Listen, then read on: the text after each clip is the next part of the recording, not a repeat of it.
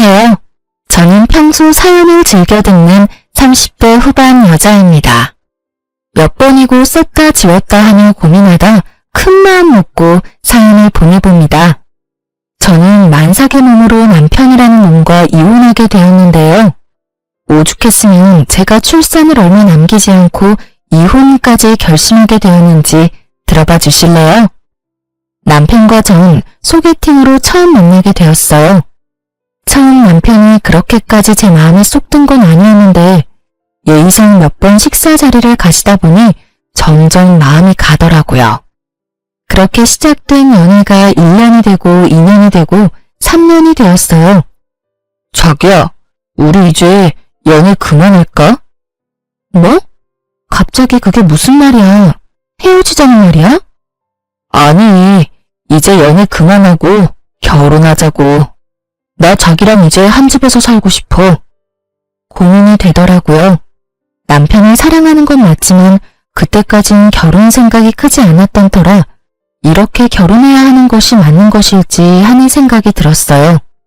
저의 그런 고민을 눈치챈 남편은 앞으로 더 잘할 테니 자신을 믿어달라고 하더군요.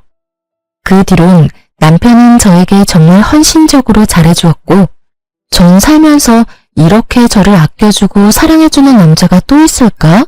하는 생각이 들더라고요. 결국 전 남편의 프로포즈를 승낙했고 그렇게 저희는 결혼하게 되었어요. 결혼을 할 당시 저희는 부모님의 도움을 받지 않고 오로지 저희가 가진 돈으로 결혼했어요. 양쪽 집이 어렵다거나 그런 이유는 아니었어요.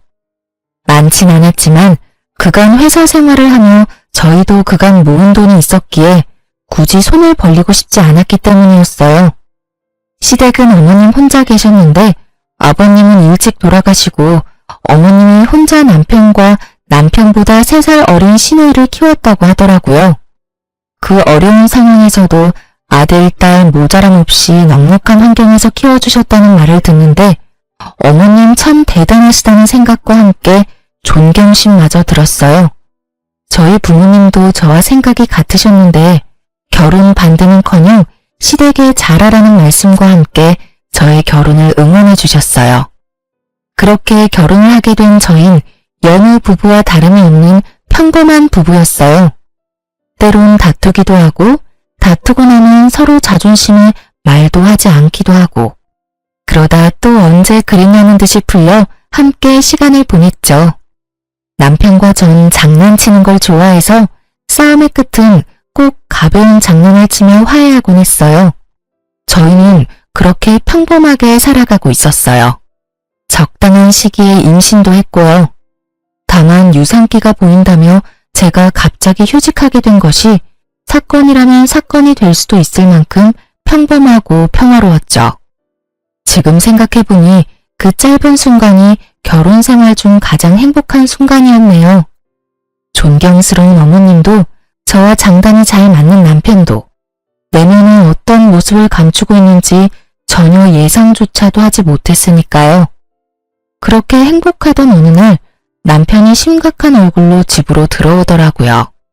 대개 남편이 심각한 얼굴이면 돈 문제, 일 문제밖에 없더라는 이야기를 들었던 터라 전 의아했어요. 남편은 진급을 앞두고 있을 정도로 회사 일은 평탄했고 생활에 드는 돈도 마찬가지였었어요. 저의 휴직으로 인해 외벌이가 되긴 했지만 그것 때문에 남편이 부담을 느끼거나 그런 일은 없었어요. 월급과 비교를 한다면 적긴 하지만 이럴 때를 대비해 모아뒀던 돈이 있었던 터라 여유 있는 생활이 가능했기에 남편의 심각한 얼굴이 더욱 의아하더군요. 전 아무리 생각해도 다른 이유가 떠오르지 않았고 답답한 마음에 먼저 남편에게 물었어요. 여보, 무슨 일 있어? 표정이 너무 안 좋아. 그게 집에 일이 좀 생겼어. 정확히는 희정이가 사고를 쳤어. 아, 정말 미칠 것 같아. 아가씨가? 왜? 무슨 일인데? 주식을 하다가 일을 냈다네. 그냥 주식에 투자해서 까먹은 거면 그나마 다행인데 신용까지 써서 했는데 그 종목이 완전히 하락했나 봐. 그래서 강제 청산이란 걸 당했다고 하더라고. 그거 갚으려고 대출 내고 또 본전 생각나서 대출 내고 그렇게 해서 결국 다 잃었다나 봐.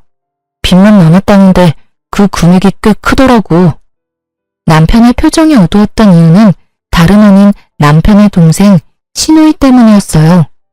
그때 당시 주식에 대해선 전혀 알지 못하는 저도 주식시장이 좋지 않다는 것 정도는 알고 있었는데 하필 이럴 때 왜 주식을 한 것인지 저로서는 이해가 되지 않았어요. 거기다 신용까지 썼다니 탄식이 나오더군요. 인터넷에서 주식 신용 써서 깡통 찼다는 사람을 보며 혀끝을 차곤 했었는데 그런 사람이 먼 곳에 있는 것이 아니더라고요. 뭐? 주식? 그러면 요즘 아가씨가 한다는 공부가 주식 공부였던 거야? 아, 정말 미치겠다. 그래서 빚이 총 얼만데? 2억. 뭐? 2억? 2천만 원도 아니고 2억? 2억. 아, 진짜 어떻게 해야 할지 모르겠어. 이자도 한두 푼도 아니고. 그렇다고 해서 젊은이 신용불량자 만들어서 인생 망치게 할 수도 없고 말이야. 간도 크다 했어. 어떻게 그 큰 돈을 날릴 수가 있는지. 아. 남편은 연신 한숨만 내쉬었고 저도 고민이 깊어졌죠. 제가 알기론 어머님도 하시던 일을 다 접으시고 그간 모아두셨던 돈으로 생활하시던 터라 상황이 좋지 않은 것으로 알고 있었기에 해결 방안도 없다는 사실을 잘 알고 있었기 때문이에요. 그렇다고 저희에게도 그 큰 돈이 있을 리가 없었고 저희가 대출을 내서 아가씨의 대출을 막아주는 건 더 말도 안 되는 것이기에 정말 도저히 방법이 보이지 않더군요. 집안은 한숨만이 가득했고 누구도 섣불리 말을 꺼내지 못하고 있을 때였죠. 오늘 장인어른 생신이잖아. 일단 가자. 지금 출발해도 늦어. 아니야. 당신은 오늘 그냥 집에 있어. 나 혼자 다녀올게. 에이, 그런 게 어디 있어. 아무리 상인이 이래도 장인어른 생신인데. 가서 얼굴 뵙고 축하해드려야지. 얼른 가자.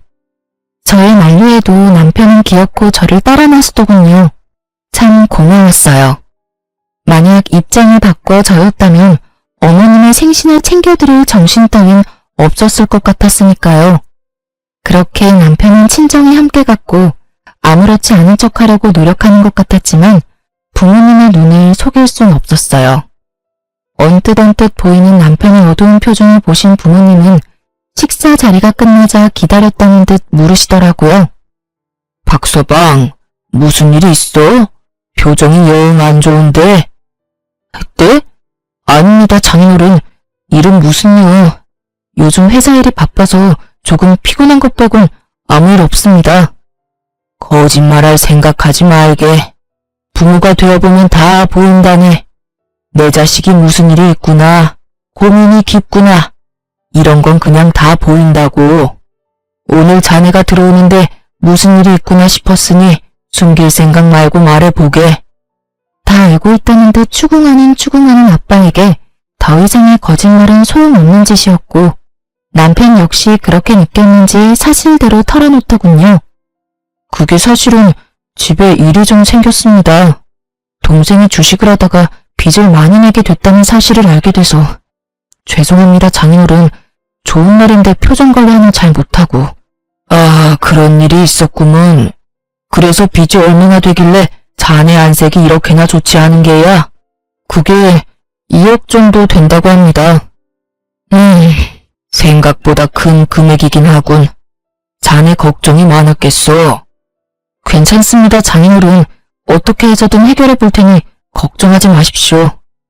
아빠도 적지 않게 놀란 눈치더군요. 왜 안 그렇겠어요? 2억이 누구 집 개 이름도 아니고 20대 아가씨가 그렇게 큰 돈을 주식으로 날렸다는데 놀라시는 게 당연했죠. 그렇게 한참을 고민에 빠져 계시던 아빠는 방으로 들어가시더니 종이와 펜을 들고 다시 저희 앞에 앉으시더라고요. 일단 돈은 내가 마련해 줄 테니 급한 불부터 끄세. 아닙니다. 금액이 너무 크기도 하고 제가 무슨 염치로. 제가 알아서 해보겠습니다. 말씀만으로도 너무 감사합니다, 장인어른.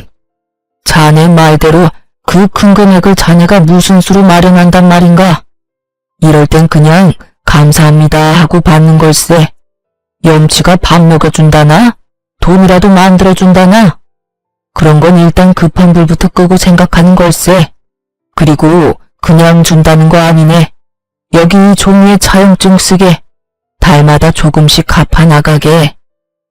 그게 그래도 제가 염치가 너무 없습니다. 얼른 적게. 늙으니 팔 떨어지겠네. 장인어른 너무 감사합니다. 정말 감사합니다. 정말 이 은혜 잊지 않겠습니다.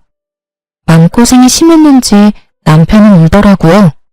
이건 아니라는 생각도 들긴 했지만 차용증도 이미 썼고 재빠른 아빠가 이미 입금도 완료했던 상황이었기에 제가 나서서 뭘 어떻게 할 수 없는 상황이더군요.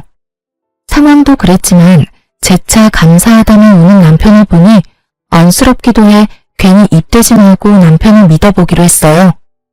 남편은 제 걱정과는 달리 성실히 변제를 해나가더군요. 저에게도 더 잘해주고요. 주말엔 꼭 저를 데리고 친정으로 가 시간을 보내주고 임산부의 특권인 새벽에 뜬금없는 음식 찾기도 마음껏 누리게 해주었어요. 여보, 왜 그러고 있어? 그게 나 냉면이 너무 먹고 싶어. 그 냉면 안에 들어있는 무절임 김치를 너무 먹고 싶어. 그거에 갈비 싸먹으면 너무 맛있을 것 같아. 어이구, 그런 거면 진작 날 깨웠어야지. 당신 내일 출근도 해야 하는데 어떻게 깨워. 그래도 깨워. 괜찮아. 임신했을 때 먹고 싶은 거 못 먹으면 미혼아가 나온다고 그러더라. 그러니까 먹고 싶은 거 있으면 내가 밤 꼴딱 새우고 겨우 눈 붙인 상황이라도 무조건 깨워. 알겠지? 고마워. 그러면서 밝게 웃는 얼굴로 냉면과 갈비를 구하러 나가는 남편의 뒷모습을 보는데 눈물이 다 날 정도로 참 행복하더군요.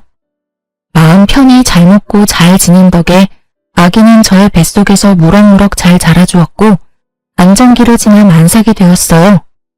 그렇게 5개월이 지났고 전 출산을 앞두고 있었습니다.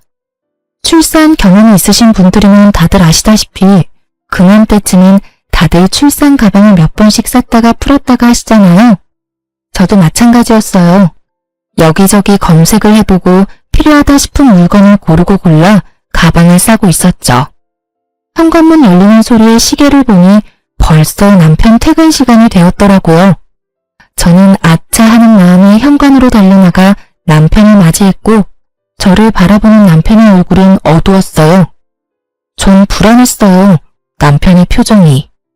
딱 아가씨가 돈 사고를 쳤을 때와 똑같았기 때문이었죠. 전 불안감을 애써 감추며 남편에게 물었어요. 여보, 또 무슨 일 있는 거지? 아, 정말 미치겠다. 긴 한숨을 내쉬던 남편은 아무런 기력도 남아있지 않는 듯 소파에 기어가듯 걸어가 몸을 기대더군요. 이거 진짜 큰일이구나 싶더군요. 심상치 않은 일이 또 일어났음을 직감적으로 느낄 수가 있었어요. 전 남편의 입으로 나올 말이 겁이 나 차마 아무 말도 하지 못하고 있었고 상황이 답답한지 남편이 먼저 입을 떼더라고요.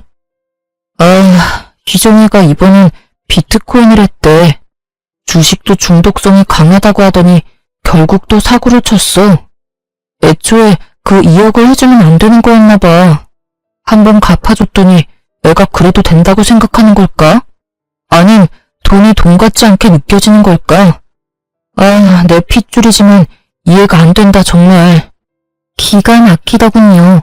그 큰 돈을 해결해준 지 1년도 되지 않았는데 또 똑같은 짓으로 빚을 졌다니. 염치가 없어도 어쩜 그렇게도 없을 수가 없는지. 그래도 남편의 가족이니 남편 앞에선 심한 욕도 하지 못하고 답답해서 미칠 지경이더라고요. 전 끓어오르는 화를 겨우 누른 채 물었어요. 그래서 이번엔 또 얼만데? 또 억 단위야? 아니, 다행이라고 하기도 뭐하지만 억 단위는 아니더라고. 그게 5천만 원 정도 된다고 하더라. 5천만 원이나 돼? 엄마는 그냥 나가 죽으라 그러고 희정이는 한 번만 더 살려달라고 2번 다신 그런 일 없을 거라고 그러는데 내가 진짜 미치겠더라니까. 아무것도 못하게 손을 묶어놓을 수도 없는 노릇이고 어떻게 해야 할지 모르겠어. 내가 진짜 이런 말까지 하고 싶지 않았는데 아가씨 진짜 해도 해도 너무한다. 어머님도 그렇고 당신도 그렇고 힘든 거 뻔히 알면서 왜 그러신데 도대체? 그러게, 그래서 말인데 나 한동안 장인어른한테 드리는 돈 못 드릴 것 같은데 어쩌지? 우리 아빠 돈은 왜? 설마 아니지? 당신 또 아가씨한테 돈 해줄 거 아니지? 저의 다급한 물음에 남편은 고개를 떨구며 다 기어들어가는 목소리로 답하더군요. 그러면 어쩌겠어. 신불자 되지 말라고 2억은 갚아주고 5천 못 갚아줘서 신불자 만들 순 없잖아. 일단 일부분 먼저 갚아주고 나머지는 달마다 되는 대로 해결해주려고. 이쯤 되니 도저히 참을 수가 없더라고요. 동생이 진 빚 때문에 처가의 돈을 빌려놓고선 또 동생이 진 빚 때문에 처가 돈을 한동안 못 갚겠다뇨. 이 무슨 말도 안 되는 상황인가요? 그리고 오빠가 무슨 동네 호구도 아니고 동생이 사고 칠 때마다 도와주면 저 아기는 어떻게 하나요? 전 입에 개거품을 물 기세로 남편에게 따져 물었어요. 당신 진짜 미쳤어? 우리도 이제 곧 새 가족이 생기는데 아가씨 도와줄 돈이 어디 있어? 그리고 아가씨 도와준다고 아빠한테 빌린 돈을 안 갚는다는 게 말이 돼? 안 갚는다는 게 아니라 한동안은 못 드리겠지만 급한 돈만 마무리되고 나면 다시 갚아 나갈 거야. 그러니까 당신이 말 좀 잘해주면 안 될까? 응, 안 돼. 절대 안 돼. 아가씨를 돕든 어머니를 돕든 그건 당신 마음이지만 무슨 일이 있어도 우리 아빠 돈은 빼먹지 말고 갚아. 난 분명하게 말했다. 아, 알겠어. 남편은 서운한 티를 팍팍 냈지만 전 양보할 수 없었어요. 드리던 돈을 줄인다고 해도 될까 말까 하는 상황에 한동안 못 드린다는 말은 앞으로도 드리지 않겠다는 말로 들렸기에 더욱 양보할 수가 없더군요. 이때 이혼을 했었더라면 그 더러운 꼴은 보지 않아도 됐을 텐데. 이때까지 저는 남편을 사랑했고 다른 문제도 아닌 아가씨 돈 문제 때문에 이혼할 생각은 없었기에 이 고비만 잘 넘기면 다시 평화가 찾아올 거라 믿어 의심치 않았어요. 하지만 제가 바라고 기대하던 그 평화는 찾아오지 않았어요. 다른 방법을 찾아보겠다고 한 남편은 결국 방법을 찾지 못했는지 아빠에게 돈을 드리지 않았더군요. 이 사실을 알게 된 과정도 참 기가 막혔어요.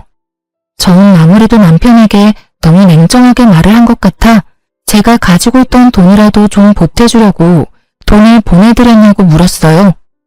여보, 오늘 그날이잖아. 아빠한테 입금해줬어? 당연하지. 겨우겨우 맞춰서 입금해드렸어.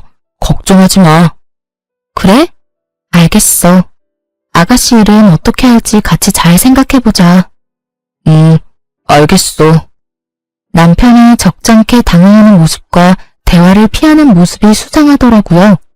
그래서 전 남편이 출근하고 난 뒤 엄마에게 전화를 걸었고 엄마에게서 입금이 되지 않았다는 말을 듣게 되었던 것이었어요. 더는 남편과 해결할 문제가 아니라는 생각이 들었고 바로 시댁으로 찾아갔어요. 시댁은 주택이었는데 무슨 일인지 대문이 열려있길래 배를 누르지 않고 그냥 들어갔고 마당에서 현관으로 걸어가는데 현관도 열린 것인지 집안의 대화 소리가 들리더군요.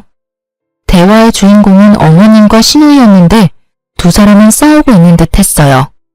언성은 높았고 그 높고 큰 목소리 덕분에 두 사람의 대화가 더욱 잘 들렸어요.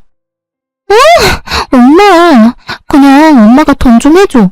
나 진짜 다시는 돈 사고 안 친다니까. 진짜 앞으로는 절대 이런 일 없을 거야. 그러니까 나 한 번만 좀 살려줘. 이거 사. 엄마가 돈이 어디 있어? 요즘 엄마도 일 다 접고 집에서 쉬는 거 알아 몰라? 없긴 왜 없어? 이 집 있잖아. 이게 진짜 미쳤나 봐. 달랑 하나 남은 집으로 네 빚이나 갚아달라는 말이야?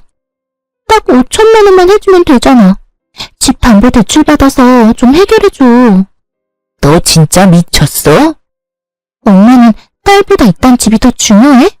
나 진짜 이러다 신용불량자 된다고. 하나뿐인 딸이 신용불량자 되면 엄마는 좋을 것 같아? 상견례 때부터 철이 없다 싶더니 신우이의 뻔뻔한 말을 듣고 있자니 저 미친 딸을 살려둔 어머님이 대단하다는 생각마저 들더군요. 아무래도 오늘은 날이 아닌 것 같아 돌아서는 순간 어머님의 대답이 제 발길을 멈추게 했어요. 기다려봐 이거사. 네 오빠가 처가에서 또 돈 받아온다고 했으니까 2억도 해줬는데 그깟 5천 못 해주겠어? 그 말을 어떻게 믿어? 그러다가 새언니가 알게 되면 어떡해. 이번엔 네 새언니 모르게 혼자 가서 받아온다고 했으니까 일단 기다려보자. 어찌됐든 이 집은 절대로 못 건드리니까 그런 줄 알아. 이건 엄마 노후 자금이라고. 만약에 또 빌려온다 쳐. 그 돈을 또 언제 다 갚아. 그냥 엄마가 좀 해주면 안 돼? 네가 갚을 것도 아니면서 뭘 그런 걱정까지 하니? 그리고 그 돈을 설마 다 받겠어? 그냥 성의 표시로 몇 달 갚다 보면 인제 그만 갚으라고 하겠지. 혹시라도 그런 말 없으면 처가 가서 힘든 척 좀 하라고 하면 돼. 이제 애도 나오겠다. 자기 딸 힘들어질 게 뻔한데 그 돈을 다 받겠어? 그러니까 넌 앞으로 다신 주식, 코인 이런 거 할 생각도 하지 마. 알겠어? 정말 가관이었습니다. 애초에 갚을 생각도 없었다는 것도 기가 막히는데 또 친정에 빌붙을 생각이었다니 대화를 들으면 들을수록 모녀 사이가 맞는구나 싶더군요. 뻔뻔하기가 어쩜 그렇게나 똑같은지 웃음이 다 나더라고요. 만삭배를 해서 두 사람과 싸우기가 그랬던 전 일단 집으로 돌아왔어요. 뱃속의 아기만 아니었다면 당장 그 집구석에 들어가 다 엎어놨겠지만 혹시나 하는 마음이 드니 행동이 신중해지더라고요. 남편도 어머님과 같은 생각인지 궁금했고 일단 상황을 지켜보기로 했죠. 집으로 돌아온 저는 다시 생각에 빠져들었고 다시 생각해도 기가 막히더군요. 어떤 뇌구조를 가지고 있으면 저런 해결책을 찾을 수가 있는 건지. 아니, 애초에 그것이 해결책이라고는 할 수 있는 건가요? 그건 그냥 떠넘기는 거 아닌가요? 그것도 사돈한테 말이죠. 심지어 어머님이 대출된다는 사실도 놀라웠어요. 처음 신우이가 돈 사고를 쳤을 당시 입만 떼면 요즘 힘들다고 하는 어머님을 보며 상황이 아주 좋지 않아 대출이 불가능하다고 생각했는데 애초에 어머님은 대출할 생각도 없었다는 사실을 알게 되자 더욱 그 뇌구조가 궁금하더군요. 지금 일어나는 모든 상황 자체가 상식적이지 않았고 이 상식적이지 않은 상황을 정리해야만 하겠더라고요. 일단 남편이 어디까지 알고 있는 것인지가 중요했어요. 정황상 남편도 어머님과 한통속인 듯 했지만 혹시 모르는 만일이라는 것도 있기에 확실히 남편의 의중을 확인했어야 했죠. 정확히 확인해야만 남편과 이혼할지 아니면 시댁과의 연만 끊을지 결정되는 문제이기에 신중해야 했습니다. 무엇보다 뱃속에 아기도 있으니 더욱 신중에 신중을 더해야 했어요. 제가 생각에 빠져있는 사이 남편은 퇴근하고 돌아왔고 전 남편에게 아무것도 모르는 척 물어봤어요. 여보, 내가 혹시 몰라서 엄마한테 물어봤는데 요즘 우리 친정도 힘들다네? 생활비도 모자라는 상황인가 봐. 그래서 하는 말인데 어머님 지금 사는 집도 작아잖아. 거기 담보대출 받는 건 어때? 그 정도 집이면 5천 정도는 그냥 나오지 않아? 제 말에 남편은 눈에 보이게 움찔하더군요. 그 모습만으로도 남편의 의중을 알기에 부족함이 없었고 그 뒤로 남편의 입에서 흘러나오는 말들은 더욱 저에게 확신을 심어주었습니다. 그게 그 집은 엄마 노후 자금인데 건드리기가 좀 그렇잖아. 우리도 이제 아기 태어나고 나면 더 도와드리기 힘들 테고. 나중 생각하면 그 집은 건드리면 안 되겠다 싶더라고. 입을 확 찢어버리고 싶은 마음을 겨우 누르고선 남편에게 따지듯 되물었어요. 그게 말이 돼? 당신한테 빌려준 2억도 우리 아빠 엄마 노후 자금이었어. 그 돈은 받아가서 갚지도 못하고 있는데 어머님 집은 노후 자금이라서 안 된다? 그런 논리가 도대체 어디 있어? 심지어 아가씨 일이잖아. 우리 엄마 아빠는 자기 자식도 아닌 아가씨 빚 갚는다고 노후 자금 다 내리는 판국에 일이 또 이렇게 됐으면 당연히 어머님이 나서야 할 때 아니야? 아니, 늦어도 한참 늦으셨지. 사실 2억도 우리 부모님이 아니라 어머님이 해주셨어야 했어. 내 말이 틀려? 최대한 언성을 높이지 않으려고 노력했는데 말하다 보니 저도 모르게 점점 언성이 높아지더라고요. 그런 제 모습이 남편도 거슬렸는지 급발진하며 막말을 쏟아내기 시작하더군요. 당신 지금 그까짓 돈 좀 당신 친정에서 받아왔다고 유세 떨어? 그까짓 푼돈으로 유세 좀 떨지 마. 보고 있기 역겨우니까. 뭐라고? 역겹다니. 당신 어떻게 나한테 그런 말을 할 수가 있어? 당신 지금 완전히 다른 사람 같은 거 알아? 당신이 날 이렇게 만들잖아. 그리고 자꾸 이런 식으로 굴면 앞으로 절대 그 돈 안 갚을 수가 있으니까 알아서 해. 알겠어? 당신 진짜 웃긴다. 돈 빌려갈 땐 고맙다고 눈물까지 흘리면서 그 은혜 잊지 않는다고 하더니 이게 은혜 잊지 않겠다던 사람이 할 태도야. 돈을 안 갚는다고? 그걸 지금 말이라고 해? 그럼 말이지 방귀야? 임신했다고 오냐오냐 했더니 남편 무서운 줄 모르고 뭐? 논리? 어디서 논리를 운운하고 있어?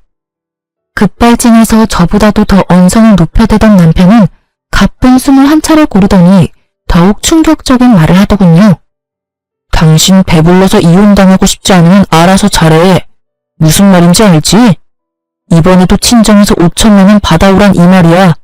생활비가 없든 노후자금이 없든 난 모르겠고 무슨 일이 있어도 5천 만들어서 가지고 와. 알겠어? 그러게 좋게 대해줄 때 알아서 길 것이지 꼭 사람을 나쁘게 만들고 있어. 멍하더군요.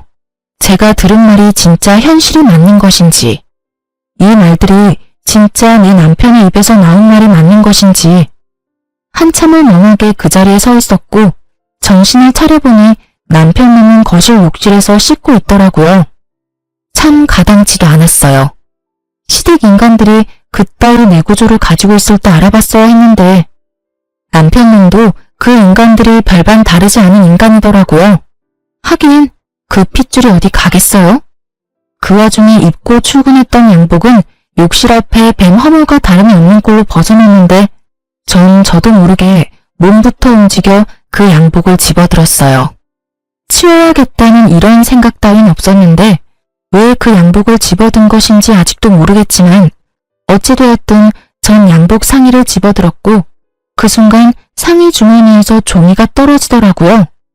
떨어진 종이는 다름 아닌 차용증이었어요.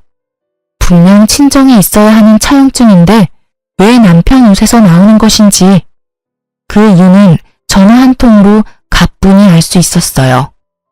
여보세요? 딸, 이 시간에 웬일이야? 무슨 일 있어? 아니, 일은 없는데 물어볼 게 있어서. 혹시 박서방 집에 들린 적 있어? 며칠 전에 내 음식 생각나서 왔다면서 점심시간에 왔더라고. 그래서 점심 함께 해서 먹였지. 얼마나 맛있게 먹는지. 요즘 집에서 정서방 밥 안 해 먹이니? 아니, 잘해 먹여. 내가 다른 건 몰라도 끼니는 잘 챙기잖아. 하긴 그렇긴 하지. 그런데 그건 갑자기 왜 물어? 그냥 이야기하다가 엄마 집 다녀왔다고 하길래 뭐 했나 싶어서 물어봤어. 엄마 목소리도 듣고 싶어서 겸사겸사 전화했지. 모든 것이 확실해졌어요. 남편 놈은 엄마가 혼자 있는 시간을 노리고 친정에 가서 차용증을 몰래 가지고 나온 것이었어요. 그리곤 그렇게 생각했겠죠. 이제 차용증이 없으니 최악의 경우 그 돈은 갚지 않아도 되겠다 하고요. 뭘 믿고 저렇게도 당당하나 싶었더니 믿는 구석이 고작 차용증이라니. 굴린다고 굴린 머리가 이리도 멍청하다는 사실이 놀랍기까지 했어요. 놀라우면서도 이런 남자를 믿고 결혼하고 임신까지 한 저 자신이 다 한심스러워지더라고요. 남편의 구역질 나는 의중도 잘 알았겠다. 전 더는 망설일 필요가 없었어요. 남편은 제가 만삭이고 곧 아기도 태어날 것이니 아기를 생각해 이혼은 할 수 없어 돈 마련해 오겠지 하고 생각한 모양인데 절 몰라도 한참 몰랐네요. 전 태어날 아기를 위해서도 이 인간 같지도 않은 기생충 같은 놈과 살 생각이 전혀 없었어요. 그렇게 전 이혼을 위한 준비를 차곡차곡 해나갔습니다. 이혼 전문 변호사를 만나 상담도 하고 부모님께 이혼할 것이라는 말씀도 드렸어요. 처음에는 많이 놀라셨지만 충분히 상황을 설명해드리니 두 분 다 하루라도 빨리 이혼하라고 해주시며 아기는 걱정하지 말라는 말씀까지 해주시더라고요. 그렇게 모든 준비를 마친 전 남편 퇴근 시간에 맞춰 부모님께 집으로 와달라고 부탁을 드렸어요. 제가 모르는 남편의 또 다른 거친 모습이 있을 수도 있기에 혹시나 하는 마음으로 부탁을 드린 것이었죠. 부모님은 흔쾌히 집으로 오셨고 전 안방에서 조금만 계셔달라고 부탁을 드렸어요. 아빠가 화가 많이 난 상태였는데 제가 일단 조금만 기다려달라고 하니 애써 화를 누르셨어요. 그렇게 모든 준비는 끝났고 이제 남편 놈만 기다렸죠. 30분쯤 지났을까요? 아무것도 모르는 남편이 집으로 들어오더라고요.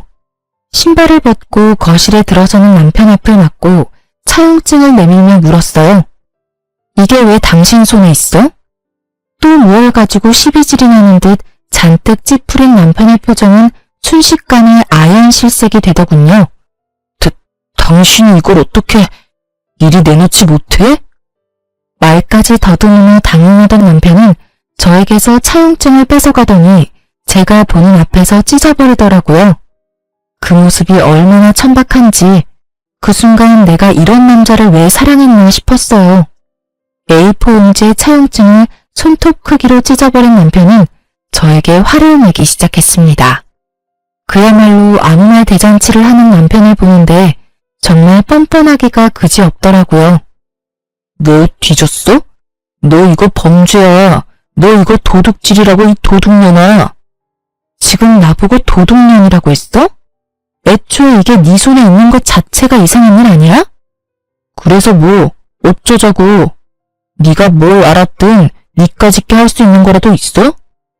할 수 있는 거? 있지. 할 수 있는 게 한두 가지가 아닌데 그중 제일 급한 게 이거인 것 같네. 우리 이혼하자. 저의 이혼 통보에 남편은 가소롭다는 듯 저를 보며 비웃더라고요. 그런 남편을 보며 저 역시 비웃어 주었어요. 웃어? 지금 네가 웃을 때야? 잘 생각해, 이 멍청한 여자야. 네가 지금 네가 어떤 상황인지 잘 모르는 것 같은데 너 조금 있으면 출산해. 곧 내 자식을 낳아야 한다고. 그럼 어떻게 해야겠어? 어떻게 하긴 너 같은 놈이랑 이혼하고 혼자 순산하면 되지. 아니지. 지금 나랑 이혼하면 너만 손해야. 알겠어? 너 애 혼자 키울 자신 있어?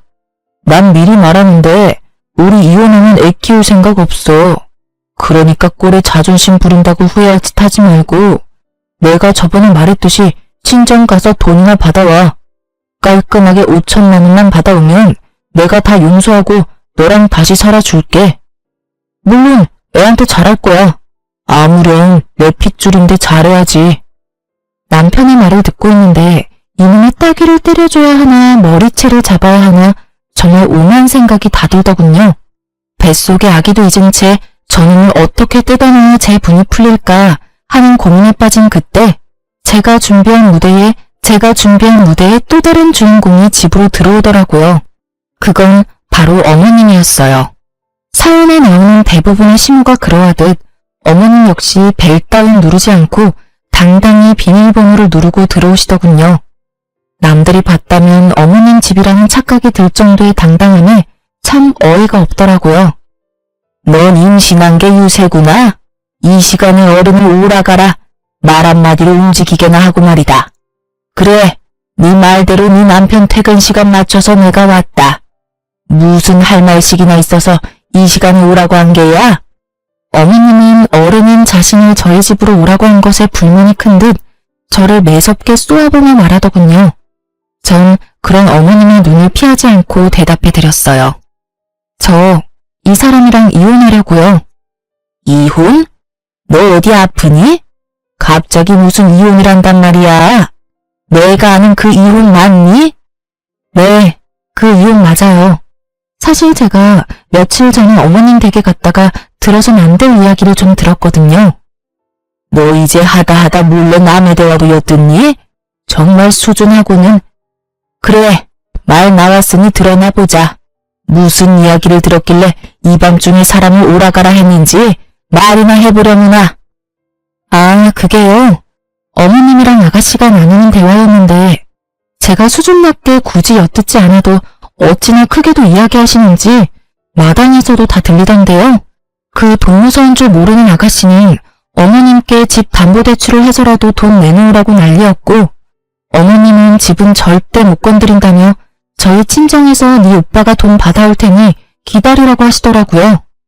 제가 그 이야기를 듣는데 기가 막혀서 한참을 웃었지 뭐예요.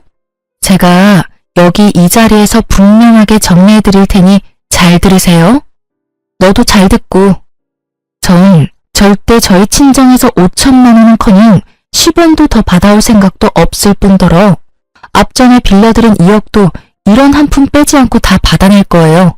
아, 그리고 위자료까지 두둑하게 받아내고 이혼할 예정이니 미리 돈이나 준비해 두세요. 어머님 집 담보대출 지금 받으시면 되시겠네요. 제 말에 어머님은 목덜미를 잡고 어버버하고 있었고, 악에 바친 남편님이 노발대발 화를 내며 소리를 지르더군요. 2억? 차용증도 없는 마당에 네가 무슨 수로 돈을 받아내겠다는 거야? 증거 있어? 내가 2억 빌렸다는 증거 있냐고. 이쯤 되니 정말 이 인간들은 제정신이 아닌 것 같더라고요. 그냥 염치가 없는 정도를 넘어 정신과 치료가 필요해 보이는 수준이었어요. 돈과 엮이면 전혀 다른 사람이 되는 사람들이 있다더니 제 가까운 곳에 그것도 지금까진 가족인 사람이 그런 사람이었다니 참 놀랍기도 하고 무섭기도 하더라고요.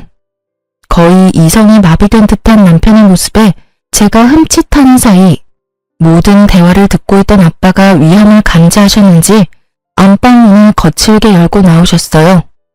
아빠는 그 어느 때보다 화가 나 계셨고 아빠를 발견한 남편은 사색이 되어버리더군요. 그랬겠죠. 저희 아빠 직업 군인을 오래 하시다 사회로 나오셔서 건설 쪽에서도 오래 계셨거든요. 직급이 꽤 높았음에도 불구하고 현장을 워낙 좋아하셔서 현장에서 몸을 많이 쓰셨던 터라 몸이 아직 군인 시절 몸 그대로였어요. 거기에다 성격도 불같은 면이 있으신 걸 누구보다 남편도 잘 알고 있었으니 잘못 걸렸다 싶었을 거예요. 이러한 아빠의 성정을 모르는 어머니는 떨고 있는 남편 대신 목소리를 높이기 시작하더군요. 사돈도 계셨군요. 잘 됐네요. 사돈, 글쎄 이 꼴을 보세요. 배는 저만큼 불러서는 사돈 딸 하는 짓거리 좀 보시라고요. 이 시간에 어른을 오라가라 한 것도 기가 막히는데 돈 빌려준 유세도 모자라서 이혼까지 운운하네요. 제가 웬만하면 참아보려고 했는데 저딴 말도 안 되는 말을 말이라고 짓거리는데 도저히 못 참겠네요. 가만히 있지 마시고 얼른 저 물건 홍구멍 좀 내세요. 어머니 말을 가만히 듣고 있던 아빠는 저를 보며 혼을 내기 시작하더라고요. 그 꾸중이 어머님이 요구하는 꾸중과는 달라도 한참 달랐지만요. 너는 내가 그렇게 가르쳤어? 그래, 넌 혼 좀 나야 해. 아주 눈물 쏙 빠지게 혼내셔야 해요. 내가 몇 번이고 말하지 않았느냐.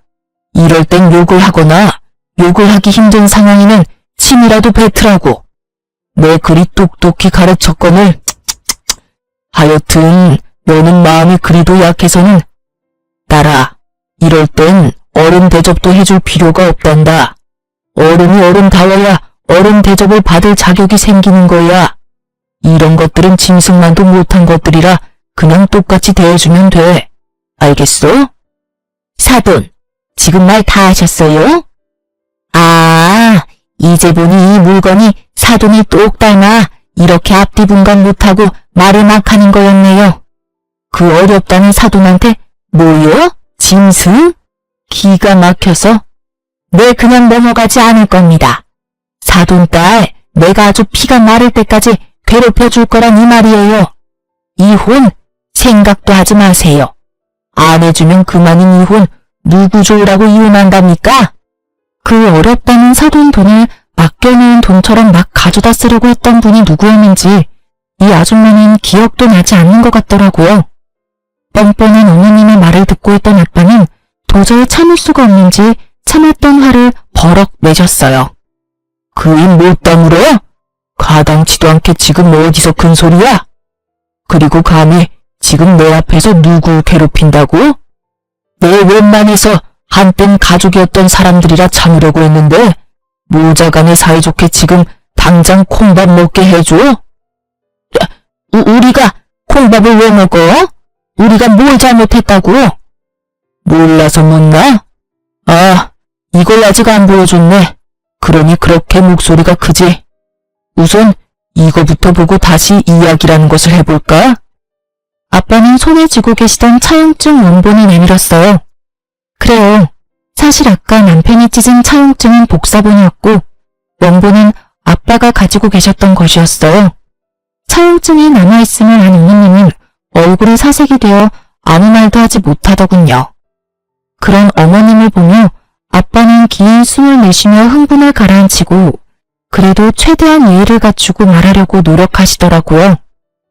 내가 이런 날이 올 줄 알고 그랬던 건 아니었는데 혹시나 하는 마음에 바로 공증이라는 걸 받아놨어요. 그리고 굳이 이 차용증이 아니더라도 입금 내역이 고스란히 남아있는데 어찌 그리 않지 앞도 모르고 그렇게 행동할 수 있는 것인지. 차용증을 자세히 읽어보긴 했는지 모르겠지만 사돈, 여기 이런 조항이 있습니다. 갑이 원할 시엔 이자까지 쳐서 무조건 일시불 상환을 한다.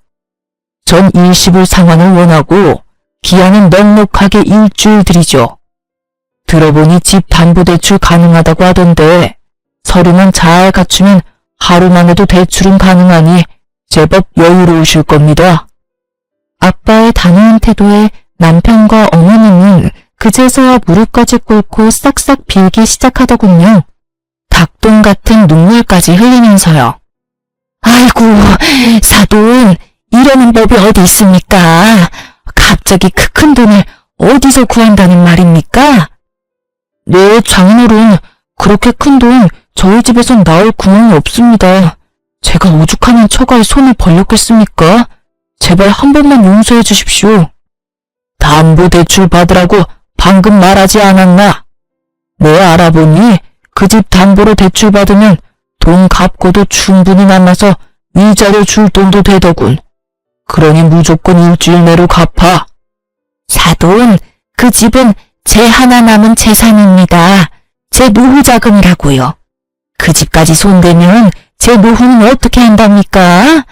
그러지 말고 한 번만 더 도와주세요. 이제부턴 다달이 빠지지 않고 이 녀석이 갚아나갈 겁니다. 뭐, 잘 갚을 수 있지? 맞습니다, 장인어른. 제가 돈이 급해서 정신이 잠시 나갔었나 봅니다. 이미 베풀어주신 은혜가 큰데 그걸 잊고 이딴 짓이나 하다니. 저 정말 많이 반성하고 있습니다. 딱 한 번만 더 기회를 주시면 안 되겠습니까? 정 마음이 풀리지 않으신다면 손주 생각해서 한 번만 더 기회를 주십시오. 듣고 있기도 힘들었던 저는 이때껏 이 모든 상황을 녹음하고 있던 휴대전화를 보여주며 말했어요. 지금 와서 이래봤자 아무 소용이 없어. 지금까지 모든 상황 녹음 다 해놨거든? 이 녹음 파일도 변호사분 드릴 거니까 그런 줄 알고 미리미리 위자료 준비해놔. 여보, 제발 이러지 마. 당신마저 이러면 난 어떻게 해. 뱃속의 아기 생각해서라도 한 번만 다시 생각해봐. 응? 내가 앞으로 정말 잘할게. 이런 일 있기 전까진 우리 정말 좋았잖아. 당신이 원하면 나 우리 집에 다신 상관 안 하고 남남처럼 살 수도 있어. 그러니까요, 한 번만 다시 생각해봐. 몇 번을 다시 생각해봐도 내 결심은 바뀌지 않으니까 그런 줄 알고 위자료 준비해놔. 애 걱정하지 말고. 그렇게 말한 전 부모님과 함께 친정으로 갔고 친정에서 이혼을 진행하게 되었어요. 부모님께는 그런 모습을 보여 죄송했지만 혼자였다면 꽤 많이 힘들었을 이혼 소송이 부모님 울타리 안에 있으니 그래도 견딜만 하더라고요. 남편이 끝까지 구질구질하게 시간을 끌었고 저의 비싼 변호사님 덕분에 생각했던 것보단 빨리 승소하게 되었어요. 그렇게 전 이혼을 하게 되었고 위자료도 생각했던 것보다 많이 받았어요. 물론 부모님의 피 같은 돈도 이자까지 쳐서 다 돌려받았고요. 제 위자료와 부모님의 돈은 결국 전 시모의 집을 처분해 주더라고요. 왜 굳이 처분을 했을까 하고 궁금했는데 동네 분들께 전해 들은 말론 그 사이 전 시누이가 또 사고를 쳤다고 하더군요. 대출로는 충당이 안 되는 금액이라 집을 처분했어야만 했고 전셋집은커녕 월세집으로 이사를 했다고 했어요. 그 말을 듣는데 월세집까지 털어먹어야 그 손가락이 멈추려나 하는 생각이 들더군요. 그것이 마지막으로 그 인간들의 소식은 들을 수가 없었어요. 굳이 듣고 싶지도 않았고요. 이혼하고 난 뒤 2주일 정도 지났을 때 전 출산을 했어요. 정말 하늘이 노랗게 변한다고 하더니 전 노랗다 못해 하늘 볼 정신도 없더라고요. 아, 정말 이러다 큰일 나겠구나 하는 순간 아기가 세상 밖으로 나왔고 전 딸아이를 품에 안게 되었습니다. 그때 처음 든 생각이 다른 것도 아닌 엄마도 이렇게 힘들었을까? 였어요. 말로만 듣던 출산을 직접 하고 나니 정말 엄마가 대단하다는 생각밖에 들진 않더군요. 그렇게 제가 철이 들게 만들어준 딸은 4.5kg로 아주 건강한 딸이었고 자연분만이란 저 자신을 뿌듯하게까지 느끼게 해주는 우량아였어요. 출산을 무사히 마친 전 친정에서 부모님과 함께 지내며 육아를 하고 있어요.